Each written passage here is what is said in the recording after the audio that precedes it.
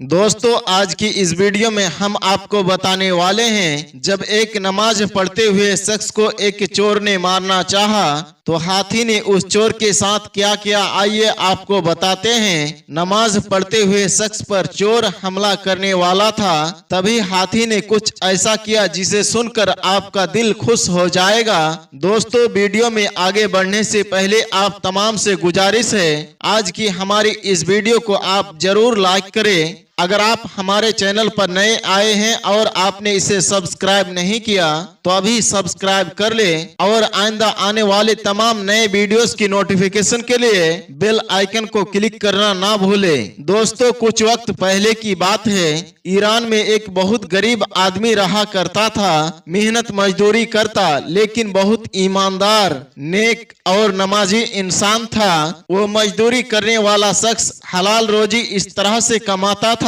कि एक जगह से सामान दूसरी जगह पर पहुंचाया करता था। क्योंकि वो ईमानदार था, नेक दिल था, तो लोग अपना कीमती से कीमती सामान, चाहे वो कितना भी कीमती क्यों ना हो, उसके जरिए दूसरे जगह पर पहुंचाया करते थे।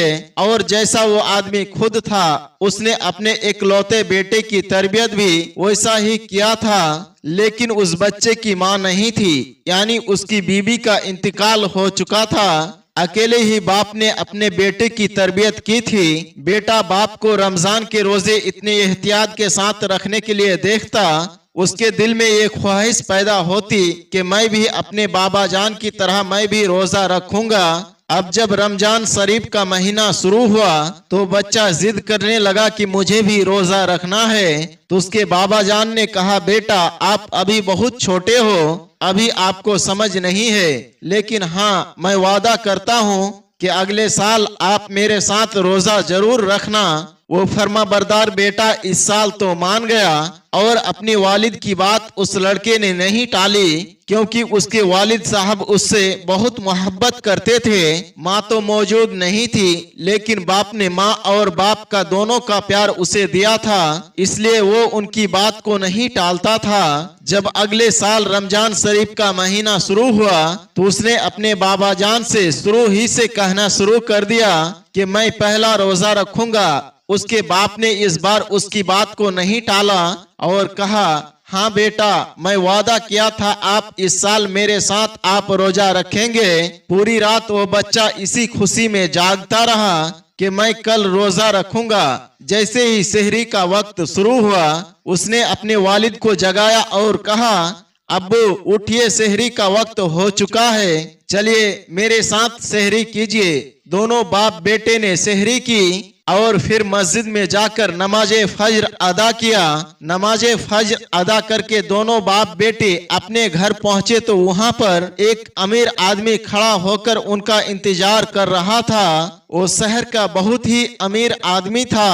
करीब जाकर बाप ने पूछा, मैं आपकी क्या खिदमत कर सकता हूँ? तो कहने लगा, मैं जानता हूँ कि तुम बहुत ईमानदार हो, नेक आदमी हो, मेरा बहुत कीमती सामान है, ये सामान मुझे जल्द से जल्द मुझे अपने गरीब रिश्तेदार तक फला इलाके में पहुंचाना है। अगर तुम मेरे बात को मानते हो, यानी मेरा ये सामान पहुंचा देते हो, तो मैं तुम्हें इसके एवज के अलावा बहुत सारा इनाम दूंगा। और मेरी ये मजबूरी है कि मैं तुमसे एक काम करवा रहा हूँ, लेकिन इस वक्त मैं तुमसे ज्यादा किसी और पर भरोसा भी नहीं कर सकता हूँ। अब क्योंकि वो आदमी बहुत ही नर्म दिल था और उसका काम भी यही था, वो कहने लगा, हाँ मैं आपका ये काम कर दूंगा, आपका ये काम इंशाअल्लाह हो जाएगा। बाप ने बेटे को देखा तो बेटा बहुत उदास हो गया, लेकिन बाप ने समझाया कि बेटा ये तो मेरा काम है और आए हुए काम को छोड़ना ये ठीक नहीं है। मैं इंशाअल्लाह इफ्तार तक तुम्हारे पास वापस आ जाऊंगा। और यूं वो आदमी सामान लाद कर वहां से चल पड़ा। जब वो सामान लाद कर जा रहा था तो रास्ते में एक दरख्त के नीचे एक आदमी उसे नजर आया जो बहुत बीमार नजर आ रहा था। उसने उस आदमी के पास जाकर कहा कि भाई खैरियत से तो हो, तुम्हें क्या हुआ? वो कहने लगा, मैं भूखा हूँ, 2 दिन से मैंने कुछ भी नहीं खाया है और मैं बीमार भी हूँ। खाने का अगर कोई सामान तुम्हारे पास हो तो मुझे दे दो। उस शख्स ने कहा, मैं तो रोजेदार हूँ, मेरे पास खाने पीने का कोई सामान मौजूद नहीं है। उस शख्स ने पूछा, तुम कहाँ जा रहे हो? तो इसने बताया कि मैं ये सामान लेकर फला जगह पर जा रहा हूँ। तो शख्स कहने लगा, अरे मुझे भी वहीं जाना है जहाँ तुम जा रहे हो, चलो मुझे भी तुम अपने साथ ले लो, लेकिन मुझे सवारी पर बैठा दो क्योंकि मैं चल नहीं सकता, चाहे तो इसके एवज मुझसे कुछ पैसे ले लो। वो नेक आदमी कहने लगा, नहीं नहीं, पैसे की कोई बात नहीं है, मैं तुम्हारी मदद करने के लिए तैयार हूँ, चलो। अब उसने उस आदमी को अपने गधे पर बैठा दिया और वहां से दोनों आदमी साथ साथ चल पड़े। काफी दूर चलने के बाद दो रास्ते उन्हें नजर आए। बीमार आदमी ने कहा, कौन से रास्ते से चलना चाहते हो? तो नेक ईमानदार आदमी कहने लगा, इस रास्ते से चलते हैं, मैं तो हमेशा इसी रास्ते से जाता हूँ। उस बीमार आदमी ने कहा, अरे छोड़ो उस रास्ते को, वो रास्ता बहुत लंबा है, मैं तुम्हें करीब का छोटा रास्ता बता देता हूँ, वहां से तुम बहुत जल्दी वहां पर पहुंच जाओगे। वो नेक आदमी सोचने लगा, हाँ ये बात तो सही कह रहा है, वैसे भी मुझे जल्दी एक काम मुकम्मल करके वापस लौटना है, मेरा बेटा घर पर इंतजार कर रहा है। उस बीमार आदमी के कहने पर उसने उस रास्ते पर चल पड़ा। थोड़ी दूर चलने के बाद उसे रास्ते में एक खतरनाक घना जंगल पड़ा। जंगल को देखकर वो सोचने लगा, ये तो बहुत भयानक जंगल है, जंगली जानवर यहाँ पर मौजूद होंगे। ये अजनबी आदमी मुझे बिला वजह इधर लेकर आ गया। जब पीछे मुड़कर देखा तो क्या देखता है, वो खच्चर पर जो बैठा हुआ अजनबी आदमी था वो कूदकर जमीन पर आ चुका है और सीधा खड़े होकर उसने अपने सर से चादर को हटाया। ऐसा लग रहा था कि वो बहुत ताकतवर इंसान है। हंसते हुए उस शरीफ आदमी के तरफ बढ़ने लगा और कहने लगा, मदद मांगना तो सिर्फ बहाना था, मुझे तुम्हें लूटना भी है और तुम्हें कत्ल भी करना है। जब मारने के लिए उसने अपना खंजर निकाला और उसे मारने के लिए आगे बढ़ा तो नेक आदमी कहने लगा, भाई तुम मुझे मत मारो, तुम मुझे भला क्यों मारना चाहते हो? ये सामान मैं तुम्हें नहीं दूंगा, ये किसी और की अमानत है और जो इस सामान का हकदार है वहां तक मुझे ये सामान पहुंचाना है। वो चोर शख्स कहने लगा, मैं तुम्हें जरूर मारूंगा और तुम्हें मारना इसलिए जरूरी है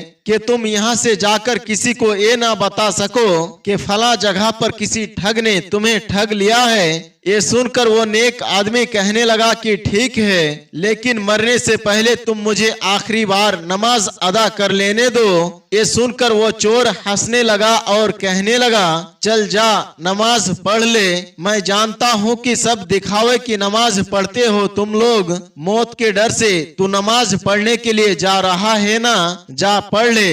वो गरीब आदमी कहने लगा, मौत के डर से नहीं, ना ही दिखावे के लिए मैं नमाज पढ़ रहा हूँ, खालिस अल्लाह ताला की मोहब्बत में, अल्लाह ताला की रजा के लिए मैं नमाज पढ़ता हूँ, क्योंकि मैं रोजेदार हूँ और इससे खूबसूरत भला बात और क्या हो सकती है कि मुझे हालत रोजा में मौत आएगी। ये सुनकर ठग हंसने लगा और कहा, मरने से पहले सब दिखावा करते हैं, तू दिखावे की नमाज पढ़ना चाह रहा है ना, जा पढ़ ले, मैं देखता हूँ कि तुझे कौन बचाता है। इस वक्त इस घने जंगल में तेरे और मेरे सिवा और कोई नहीं है, तुझे यहाँ बचाने वाला कोई नहीं है। जब वो नेक आदमी नमाज पढ़ने के लिए खड़ा हुआ, सजदे की हालत में गया तो दुआ करने लगा, या अल्लाह, ए मेरे रब, एक ऐसी मुसीबत आन पड़ी है, लेकिन मैं इस बात पर भी राजी हूँ, अगर तेरी रजा इस बात पर है तो कोई बात नहीं, मैं मरने के लिए तैयार हूँ, लेकिन ये अल्लाह,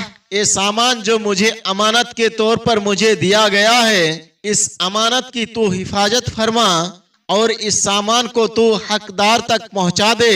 इधर ये नमाज पढ़ रहा था और उधर इसका बच्चा अल्लाह ताला की बारगाह में गिड़गिड़ा कर दुआएं कर रहा था।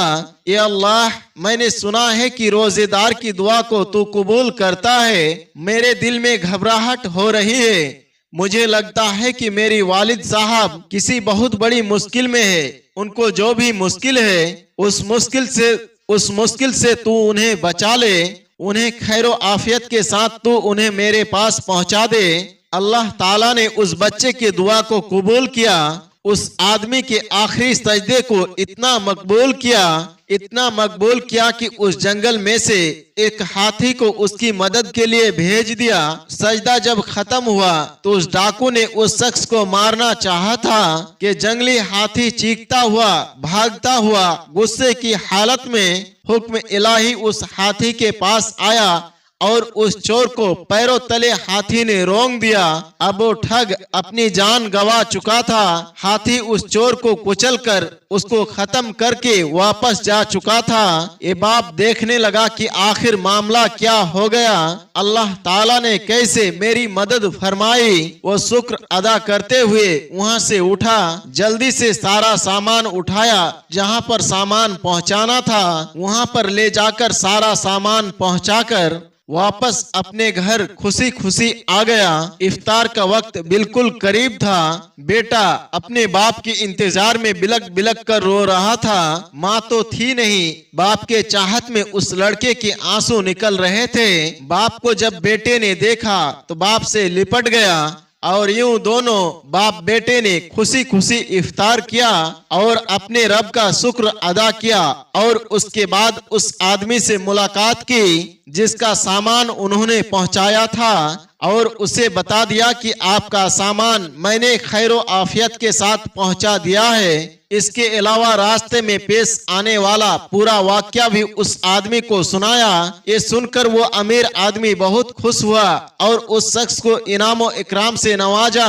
सुभान अल्लाह। दोस्तों, उम्मीद करते हैं कि आज की ये कहानी आपको जरूर पसंद आई होगी। आज की इस कहानी के बारे में आपका क्या राय है, कमेंट बॉक्स में जाकर जरूर कमेंट करें। कहानी पसंद आने की सूरत में इसे लाइक करने के साथ ही अपने दोस्त अहबाब के साथ शेयर करना ना भूलें। अगर आप हमारे चैनल पर नए आए हैं और आपने इसे सब्सक्राइब नहीं किया तो अभी सब्सक्राइब कर ले और आइंदा आने वाले तमाम ऐसे ही दिलचस्प वीडियोस की नोटिफिकेशन के लिए बेल आइकन को दबाना ना भूलें। दोस्तों, आज की वीडियो में बस इतना ही। अस्सलाम वालेकुम व रहमतुल्लाह।